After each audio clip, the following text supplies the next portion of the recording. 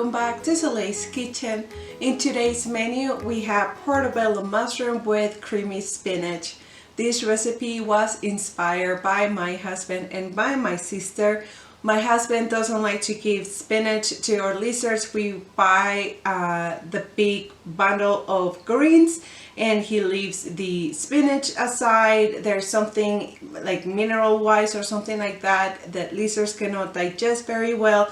So I was left with a bunch of spinach. Then I remember my sister used to make these like a spinach, creamy spinach lasagna. I don't eat noodles or that many carbs anymore. So I'm like, what can I do to use the spinach?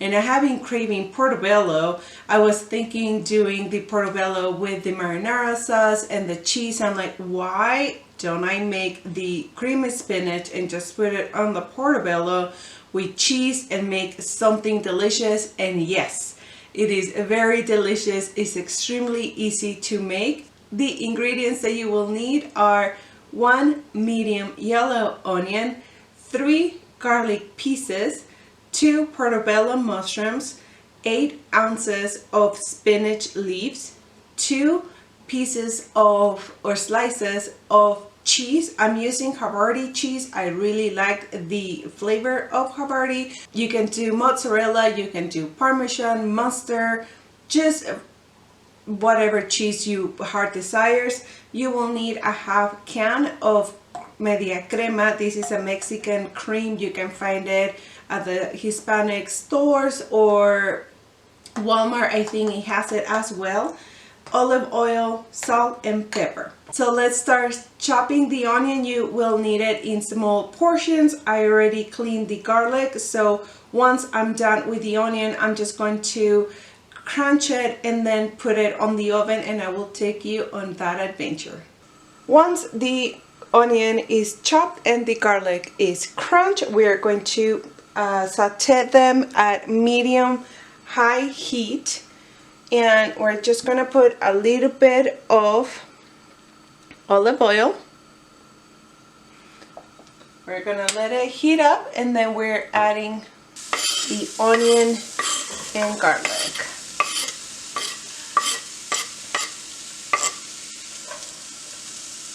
And you will want to saute them for around 4 minutes. Just not let it to get super burnt, because then it will not taste that good. Once they have reached the brownness of your liking, and also when the onion is a little bit see-through, add the spinach. All of it, and we're going to cook it until the spinach has dissolved. As everybody knows, the spinach can look super full, but then it goes bye-bye.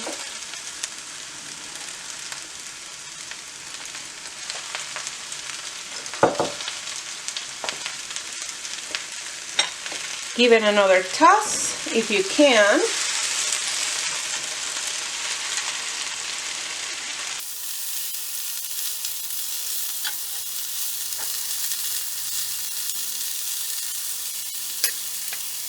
Shake your media crema very well, and we're going to add half of a can into the mix. Sometimes you can add more, you can add less. I like it a little bit runny. If you're going to do this recipe for something else, I did it for my husband over noodles and it needed to be more creamy. So we just added a little bit more.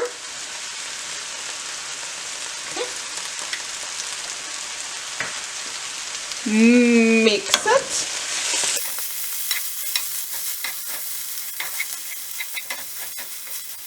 And at this point, we are going to add the salt and pepper to taste.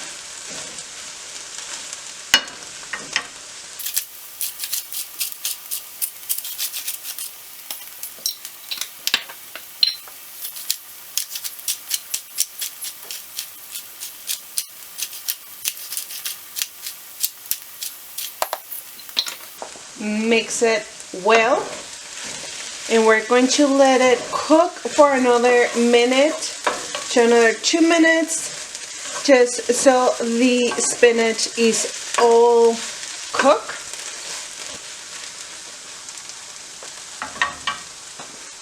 Okay, my friends, it is done, and we are almost done as well. It smells amazing. I already cleaned the portobello and took the stem out. A tip that I can give you when you cook portobello mushroom is that you have to dry this part as well. Well, you don't have to, but I will recommend to do so. So you take the extra moisture out of the portobello, because it's like a sponge and we don't want a saggy portobello. I'm going to prep one. I'm going to leave this for tomorrow. My husband is not a fan of mushrooms, so I'm just gonna cook one for myself, but this recipe makes 2. So I'm going to put this aside and tone up. Put a little bit of olive oil just so it doesn't get burned, because we're going to cook it on the stove again. Just a little bit. Whoa. See, sponge.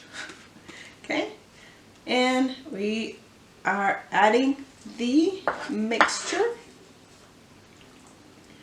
like so. I hope you can see it.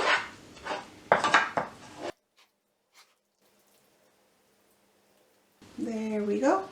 And we are adding the cheese almost when the portobello is tender. I don't like to put it right at the beginning, because then it gets over melted and I don't like that. Let me take you back to the stove so you can see how it starts to cook, and then I will put the cheese. It takes around 8 to 10 minutes, so I put the cheese around the 8-minute mark at a low heat setting. Let me take you back to the stove. Once the pan is hot and ready, add the portobello mushroom on the middle and close it with a lid. Leave it for 8 minutes. Then we add the cheese so it can melt and create that delicious magical cheese that we all love, or at least that I love and enjoy very much. The 8-minute mark is past, and I checked the portobello and it looks amazing and it smells incredible.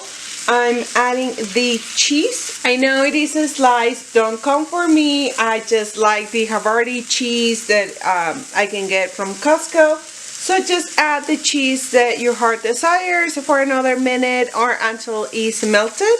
Cover it back again, and then I will show you the final result. And the moment I have been waiting, and I really hope you have been waiting too, is to cut it in half. These can also be super good if you do the keto bread and just dip it. Yes. And I really hope, I have my phone over there, so I really hope it can show, or it can take the shot as how it looks. I really hope you make this recipe and love it as much as I do. If you want to add a little bit of heat or a lot of heat, you can try it with crushed red pepper. It was very good. I tried it with sriracha and the combination wasn't as good. If you are from La Paz, where I'm from, there is this salsa that is made of naranjitas. Oh my goodness, yes, it is very spicy, and it just has that tang that it pairs very good with this. So people from La Paz, try it. You will not be disappointed. If you like this recipe and video, please give it a thumbs up, subscribe and ring the bell, and I will see you next time. Bye!